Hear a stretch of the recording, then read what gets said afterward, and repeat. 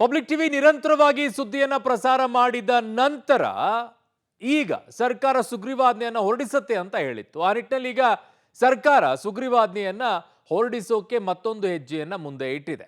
ಏನ್ ಕಡಿವಾಣ ಹಾಕ್ತಾ ಇದೆ, ಯಾವ ರೀತಿಯಾಗಿ ಈಗ ರಾಜಭವನಕ್ಕೂ ಕೂಡ ಈಗ ಹೋಗಿ ತಲುಪಿದೆ. ಇದು ರಾಜ್ಯಪಾಲರ ಅನುಮತಿ ಬೇಕಾಗತ್ತೆ. ಆ ನಿಟ್ಟಿನಲ್ಲಿ ಈಗ ಸರ್ಕಾರ ತೆಗೆದುಕೊಂಡಂತ ನಿರ್ಧಾರ ಇನ್ನು ಕೆಲವು ದಿನಗಳಲ್ಲಿ ಅಧಿಕೃತವಾಗಿ ಬರುತ್ತೆ.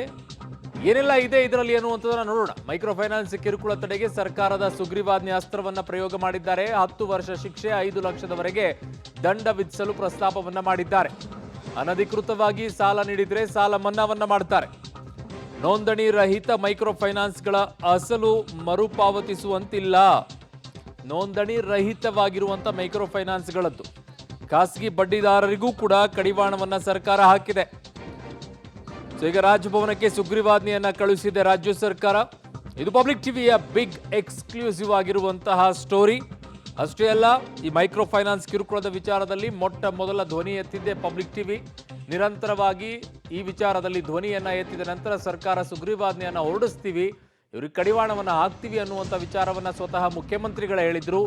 ಆ ನಿಟ್ಟಿನಲ್ಲಿ ಈಗ ಒಂದು ಹೆಜ್ಜೆಯನ್ನ ಮುಂದೆ ಇಟ್ಟಿದ್ದಾರೆ. ರಾಜಭವನಕ್ಕೆ ಈಗ ಸುಗ್ರೀವಾಜ್ಞೆಯನ್ನ ರಾಜ್ಯ ಸರ್ಕಾರ ಕಳುಹಿಸಿಕೊಟ್ಟಿದೆ. ಈ ಸುಗ್ರೀವಾಜ್ಞೆಯಲ್ಲಿ ಇರೋದು 10 ವರ್ಷ ಶಿಕ್ಷೆ ಇದೆ, 5 ಲಕ್ಷದವರೆಗೂ ಕೂಡ ದಂಡ ವಿಧಿಸುವಂತ ಅವಕಾಶವನ್ನ ಮಾಡಿಕೊಡಲಾಗಿದೆ. ನನ್ನ ಸಹೋದ್ಯೋಗಿ ಪೊಲಿಟಿಕಲ್ ಬ್ಯೂರೋ ಹೆಡ್ ಆಗಿರುವಂತಹ ರವೀಶ್ ನನ್ನ ಸಂಪರ್ಕಕ್ಕೆ ಸಿಗ್ತಾ ಇದ್ದಾರೆ. ರವೀಶ್, ಫೈನಲಿ ಪಬ್ಲಿಕ್ ಟಿವಿಯ ನಿರಂತರ ವರದಿಗೆ ಸರ್ಕಾರ ಸ್ಪಂದಿಸಿ ಅದಕ್ಕೆ ತಕ್ಕಂತೆ ಸುಗ್ರೀವಾಜ್ಞೆಯನ್ನ ಕೂಡ ಹೊರಡಿಸೋಕೆ ಮುಂದಾಗಿದೆ. ಇನ್ನು ಒಂದೇ ಹೆಜ್ಜೆ ಮಾತ್ರ ಬಾಕಿ ಉಳಿದಿದೆ ಅಂತ ಕಾಣಿಸುತ್ತೆ. ರಾಜ್ಯಪಾಲರ ಅನುಮೋದನೆ ಸಿಕ್ಕ ಬಳಿಕ ಇದು ಜಾರಿ ಆಗುತ್ತೆ ಅಲ್ವಾ? ಅರುಣ್, ಖಂಡಿತವಾಗಿ ಕೂಡ ಪಬ್ಲಿಕ್ ಟಿವಿ ಚಾಮರಾಜನಗರ ಜಿಲ್ಲೆಯಿಂದ ಆರಂಭವಾದಂಥ ಈ ಒಂದು ಮೈಕ್ರೋ ಫೈನಾನ್ಸ್ ಕಿರುಕುಳ ತಡೆ ಅಭಿಯಾನ ರಾಜ್ಯದ ಎಲ್ಲ ಜಿಲ್ಲೆಗಳಿಂದಲೂ ಕೂಡ ಒಂದು ರೀತಿಯಲ್ಲಿ ಸುದ್ದಿ ಪ್ರಸಾರವನ್ನು ಮಾಡಿತ್ತು. ಸಾಕಷ್ಟು ಕಿರುಕುಳದ ಕೇಸ್ ಸ್ಟಡೀಸ್ ಕೂಡ ಪಬ್ಲಿಕ್ ಟಿವಿ ಬಳಿ ಇತ್ತು. ಹಾಗಾಗಿ ಸರ್ಕಾರ ಆ ಒಂದು ಕರಡನ್ನು ಮಾಡಬೇಕಾದ್ರೂ ಕೂಡ ಕೆಲ ಕೇಸ್ಗಳನ್ನು ಕೂಡ ಒಂದು ರೀತಿಯಲ್ಲಿ ಆಯ್ದುಕೊಂಡಿತ್ತು ಪಬ್ಲಿಕ್ ಟಿವಿಯ ವರದಿಯ ಹಿನ್ನೆಲೆಯಲ್ಲಿ. ಹಾಗಾಗಿ ಈಗ ಅಂತಿಮವಾಗಿ ಸರ್ಕಾರ ಕಠಿಣ ಕ್ರಮಕ್ಕೆ ಮುಂದಾಗಿರ್ತಕ್ಕಂಥದ್ದು. ಯಾಕೆಂದರೆ ಅವತ್ತು ಕ್ಯಾಬಿನೆಟ್ನಲ್ಲಿ ಸುಗ್ರೀವಾಜ್ಞೆಯನ್ನು ಏನು ಪರಮಾಧಿಕಾರವನ್ನು CM ಕೊಟ್ಟಿದ್ರು, ನೀವು ಹೊರಡಿಸಬೇಕು, ಕೆಲ ಮಾರ್ಪಾಡುಗಳನ್ನು ಮಾಡಬೇಕು ಅಂತ. ಅದಾದ ಬಳಿಕ 2-3 ಸಭೆಯ ನಂತರ ಈಗ ಅಂತಿಮವಾಗಿ CM ಸಿದ್ದರಾಮಯ್ಯ ಅವರು ಆ ಒಂದು ಸುಗ್ರೀವಾಜ್ಞೆಗೆ ಒಪ್ಪಿಗೆಯನ್ನು ಕೊಟ್ಟು ರಾಜಭವನಕ್ಕೆ ಕಳಿಸಿದ್ದಾರೆ. ಯಾಕೆಂದರೆ ಪ್ರಮುಖವಾಗಿ ಮೊದಲು 6 ತಿಂಗಳಿಂದ 3 ವರ್ಷ ಜೈಲು ಅಂತ ಇತ್ತು. ಈಗ ಅದನ್ನು 10 ವರ್ಷಕ್ಕೆ ಮಾರ್ಪಾಡು ಮಾಡಿ ಕಳಿಸಿರ್ತಕ್ಕಂಥದ್ದು. ಜೊತೆಗೆ ದಂಡ 1 ಲಕ್ಷ ತನಕ ಹಾಕಬೇಕು ಅಂತಿತ್ತು, ಅದನ್ನು 5 ಲಕ್ಷ ದಂಡವನ್ನು ಮಾಡಿ ಹಾಕಿರ್ತಕ್ಕಂಥದ್ದು. ಅದನ್ನು ಸುಗ್ರೀವಾಜ್ಞೆಯಲ್ಲಿ ಅಡಕಗೊಳಿಸಿದ್ದಾರೆ. ಮತ್ತೊಂದು ಇಂಪಾರ್ಟೆಂಟ್ ಆಗಿರ್ತಕ್ಕಂಥದ್ದು ಅಂದರೆ ಅನಧಿಕೃತವಾಗಿ ನೋಂದಣಿ ರಹಿತ ಮೈಕ್ರೋ ಫೈನಾನ್ಸ್ ಸಂಸ್ಥೆಗಳಾಗಿರ್ಬೋದು, ಲೇವಾದೇವಿಗಾರರಾಗಿರ್ಬೋದು ಮತ್ತು ಇತರೆ ವ್ಯಕ್ತಿಗಳಾಗಿರ್ಬೋದು, ಅವರೇನಾದರೂ ಸಾಲ ಮತ್ತು ಬಡ್ಡಿಯನ್ನು ಕೊಟ್ಟಂತಹ ಸಂದರ್ಭದಲ್ಲಿ ಅವರು ಕೋರ್ಟ್ಗೆ ಹೋಗೋದಕ್ಕೆ ಅವಕಾಶ ಇರೋದಿಲ್ಲ, ಸಿವಿಲ್ ಕೇಸನ್ನು ಹಾಕೋದಕ್ಕೆ ಅವಕಾಶ ಇರೋದಿಲ್ಲ ಅನ್ನೋ ಅಂಶವನ್ನು ಸೇರಿಸಿದ್ದಾರೆ. ಅದ್ರ ಜೊತೆಗೆ ಈ ಸುಗ್ರೀವಾಜ್ಞೆ ಜಾರಿಗೆ ಬಂದಾಗಿನಿಂದನೂ ಕೂಡ ಆ ಸಾಲ ಮತ್ತು ಅಸಲು ಏನಿದೆ ಅದು ಬಡ್ಡಿ ಮನ್ನಾ ಆಗುತ್ತೆ ಅನ್ನೋದು ಎರಡನ್ನೂ ಕೂಡ ಅಂಶಗಳನ್ನು ಸೇರಿಸಿದ್ದಾರೆ. ಇದಕ್ಕೆ ರಾಜ್ಯಪಾಲರು ಯಾವ ರೀತಿ ರಿಯಾಕ್ಟ್ ಮಾಡ್ತಾರೆ ಕಾದ್ ನೋಡಬೇಕಾಗಿದೆ. ಅಂದರೆ ರಾಜ್ಯ ಸರ್ಕಾರ ಕಳಿಸ್ಕೊಟ್ಟಿರ್ತಕ್ಕಂಥ ಸುಗ್ರೀವಾಜ್ಞೆಯನ್ನೇ ಯಥಾವತ್ತಾಗಿ ಯಾವುದೇ ರೀತಿಯ ಸ್ಪಷ್ಟೀಕರಣ ಕೇಳದೇನೆ ಅದಕ್ಕೆ ಸಹಿ ಹಾಕದಂಥ ಸಂದರ್ಭದಲ್ಲಿ ಕೂಡಲೇ ತಕ್ಷಣವೇ ಅದೊಂದು ಗೆಜೆಟ್ ನೋಟಿಫಿಕೇಶನ್ ಅನ್ನು ಮಾಡುವಂಥ ಪ್ರಕ್ರಿಯೆಯನ್ನು ರಾಜ್ಯ ಸರ್ಕಾರ ಮಾಡುತ್ತೆ.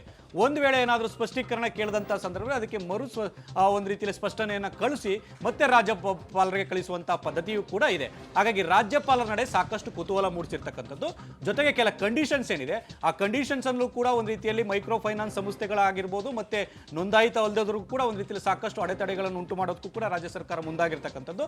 ಅಂದ್ರೆ ಇನ್ಮೇಲೆ ಕಿರುಕುಳವನ್ನ ಕೊಡಬಾರದು ಅನ್ನೋ ದೃಷ್ಟಿಯಿಂದನೇ ಈ ಕಾನೂನನ್ನು ಬಿಗಿಗೊಳಿಸಿದ್ದಾರೆ. ಯಾಕೆಂದ್ರೆ ಈ ಮೊದಲು ಎಲ್ಲ ಒಂದ್ ಕಡೆ ಓಂಬುಡ್ಸ್ಮನ್ಗಳು ಯಾವ ಕಡೆ ಅಡಿಯಲ್ಲಿ ಬರಬೇಕು ಅನ್ನೋದ್ರ ಬಗ್ಗೆ ಕೂಡ ಸಾಕಷ್ಟು ಚರ್ಚೆ ಆಗ್ತಾ ಇತ್ತು. ಸಹಕಾರ ಇಲಾಖೆಯಲ್ಲಿ ಬರಬೇಕಾ ಅಥವಾ ಕಂದಾಯ ಇಲಾಖೆಯಲ್ಲಿ ಬರಬೇಕಂತ. ಅಂತಿಮವಾಗಿ ಅದನ್ನು ಕಂದಾಯ ಇಲಾಖೆ ಸೇರಿಸಿದರೆ ಜಿಲ್ಲಾಧಿಕಾರಿಗಳ ಕಚೇರಿಯಲ್ಲಿ ನಿರ್ವಹಣೆ ಆಗುತ್ತೆ ಮತ್ತು ADCಗಳ ನೇತೃತ್ವದಲ್ಲಿ ಅಂದ್ರೆ ಅಪರ ಮುಖ್ಯ ಜಿಲ್ಲಾಧಿಕಾರಿಗಳ ನೇತೃತ್ವದಲ್ಲಿ ಆ ಒಂದು ನೋಂದಣಿ ಪ್ರಾಧಿಕಾರವನ್ನು ಕೂಡ ಆಯಾ ಜಿಲ್ಲೆಗಳಲ್ಲಿ ಮಾಡ್ತಾರೆ. ಹಾಗಾಗಿ ಆಯಾ ಜಿಲ್ಲೆಗಳಲ್ಲೇ ನೋಂದಣಿಯನ್ನ ಅಂತಿಮವಾಗಿ ಕಡ್ಡಾಯವಾಗಿ ಮಾಡಿಸ್ಕೊಳ್ಬೇಕಾಗತ್ತೆ ಅನ್ನೋ ನಿಯಮಾವಳಿಗಳನ್ನು ಕೂಡ ಜಾರಿಗೆ ತಂದಿರತಕ್ಕಂಥದ್ದು. ಹಾಗಾಗಿ ಅಂತಿಮವಾಗಿ ರಾಜ್ಯ ಸರ್ಕಾರ ಈ ಕಾಯ್ದೆಯನ್ನ ಸುಗ್ರೀವಾಜ್ಞೆಯನ್ನು ಓಡಿಸೋದಕ್ಕೆ ಮುಂದಾಗಿರ್ತಕ್ಕಂಥದ್ದು. ಅದು ರಾಜ್ಯಪಾಲರಿಗೆ ಕಳಿಸಿರ್ತಕ್ಕಂಥದ್ದು ಸಾಕಷ್ಟು ಒಂದು ರೀತಿಯಲ್ಲಿ ರಾಜ್ಯಾದ್ಯಂತ ಸುದ್ದಿ ಮಾಡಿತ್ತು. ಹೀಗಾಗಿ ಇದು ಸಾಕಷ್ಟು ಜನರಿಗೆ ಬಿಗ್ ರಿಲೀಫ್ ಸಿಗಬಹುದು. ಹಾಗಾಗಿ ಅಂತಿಮವಾಗಿ ರಾಜ್ಯಪಾಲರ ನಡೆ ಸಾಕಷ್ಟು ಕುತೂಹಲ ಮೂಡಿಸಿದೆ. ಅರುಣ್, ಓಕೆ ರವೀಶ್, ನಿಮ್ಮೆಲ್ಲ ಮಾಹಿತಿಗೆ ಧನ್ಯವಾದಗಳು. ಸೊ ಇಲ್ಲಿ 6 ತಿಂಗಳಿನಿಂದ 10 ವರ್ಷದವರೆಗೂ ಕೂಡ ಶಿಕ್ಷೆಯನ್ನ ಕೊಡೋಕೆ ಅವಕಾಶ ಇದೆ. ಜೊತೆಗೆ ದಂಡವನ್ನ ಕೂಡ 5 ಲಕ್ಷದವರೆಗೂ ಕೂಡ ಹಾಕೋಕೆ ಅವಕಾಶ ಇದೆ.